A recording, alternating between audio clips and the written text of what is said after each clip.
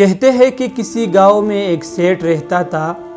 جو کہ ہمیشہ پریشان رہتا تھا اور اسی فکر میں رہتا کہ کیا میرے مرنے کے بعد میرا جو دولت ہے یہ میرے بچوں کے لیے کافی ہوگا۔ اگر میرا دولت میرے بچوں کے لیے کافی نہیں ہوگا تو میرے بچے کیا کریں گے۔ وہ ہمیشہ اسی فکر میں اسی سوچ میں رہتا تھا۔ ایک دن اس نے اپنے مینیجر کو بلایا اور مینیجر سے کہا کہ مجھے میرے سارے سرمایہ کی حساب دو کہ میرے پاس کتنا سرمایہ ہے۔ تو مینیجر نے حساب شروع کیا۔ کچھ دن بعد مینیجر آیا اور کہنے لگا کہ سیٹھ صاحب آپ کے پاس اتنا دولت ہے کہ آپ مزید نہ کمائیں اور آپ کے پاس یہ دولت اسی طرح رہے، جس طرح آپ ابھی خرچ کرتے ہیں اسی طرح آپ بھی خرچ کریں، آپ کے بچے بھی خرچ کریں، اور اس دولت کے ساتھ اور دولت نہ آئے تو پھر بھی یہ دولت آپ کے 2 نسلوں کے لیے پورا ہے، یعنی کہ آپ کے لیے اور آپ کے بچوں کے لیے اور آپ کے پوتوں کے لیے۔ سیٹھ صاحب بجائے خوش ہوتے ہوئے مزید سوچنے لگا کہ صرف میرے 2 نسلوں کے لیے۔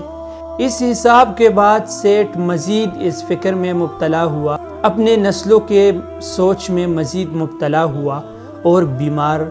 ہونے لگا۔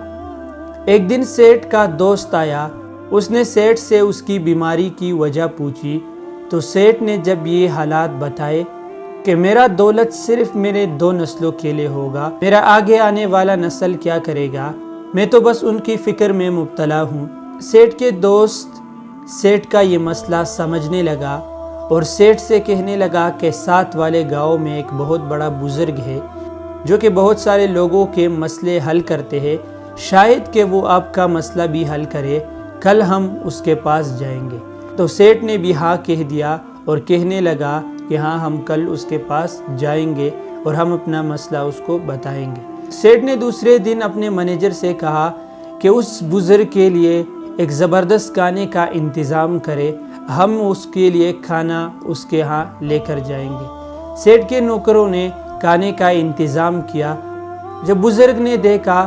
کہ سیٹھ آیا ہے تو اس نے سیٹھ کا استقبال کیا اور بہت خوش ہوا کہ سیٹھ ہمارے لیے کھانا لے کر آئے ہیں۔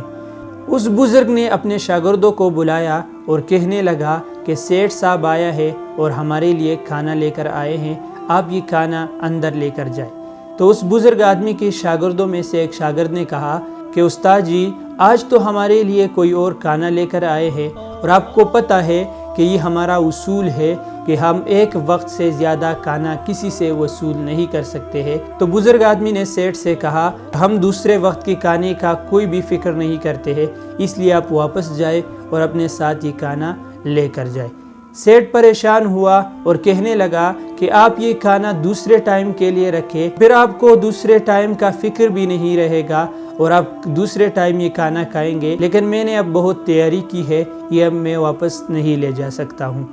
تو بزرگ آدمی نے کہا نہیں، ہم دوسرے ٹائم کا فکر نہیں کرتے ہیں۔ تو سیٹھ نے کہا کیوں آپ دوسرے ٹائم کا فکر نہیں کرتے ہیں، آنے والے وقت کا فکر نہیں کرتے ہیں؟ تو بزرگ آدمی نے کہا کہ ابھی جس رب نے ہمیں کھانا دیا ہے تو دوسرے وقت بھی وہی رب ہمیں کھانا دے گا، تو ہمیں دوسرے وقت کے لیے کھانے کی فکر کرنے کی کوئی ضرورت نہیں ہے، اور یہ ہمارے اصول ہے کہ اگر کوئی کھانا لے کر بھی آئے تو ہم صرف ایک وقت کی کھانا وصول کر کے وہ دوسرے وقت کا کھانا ہم وصول نہیں کرتے ہیں، اور ہم دوسرے وقت کے بارے میں نہیں سوچتے ہیں، کیونکہ جو رب ابھی ہمیں کھانا دے رہا ہے وہی رب ہمارے دوسرے وقت کا بھی انتظام کرے گا۔ تو سیٹھ نے جب یہ بات سنی تو وہ حیران ہوا اور اپنی زندگی کے بارے میں سوچنے لگا۔ میرے دوستو، ہمیں اپنے جو موجودہ وقت ہے ہمیں اس کے بارے میں سوچنا چاہیے، ہمیں آنے والے وقت کے بارے میں نہیں سوچنا چاہیے، کیونکہ جو رب ابھی ہمیں جو کچھ دے رہا ہے